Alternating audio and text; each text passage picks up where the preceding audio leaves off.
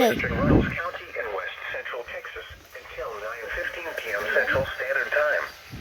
At 8:17 p.m. Central Standard Time, a severe thunderstorm was located over Broad, or 10 miles east of Robert Lee, moving east at 30 miles an hour.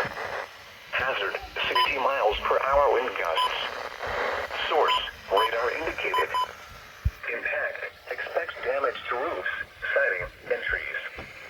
This severe thunderstorm will be near Maverick around 8:25 p.m. Central Standard Time. North around 8:30 p.m. Central Standard Time. Other locations impacted by this severe thunderstorm include the intersection of Highway 208 and Ranch Road 2662, Wilmeth, Ballinger Lake, Pumphrey and Oak Creek Reservoir. A tornado watch remains in effect until 10 p.m. Central Standard Time for west central Texas. The storm is producing wind damage across southern Cope County. Seek shelter now inside a sturdy structure and stay away from windows.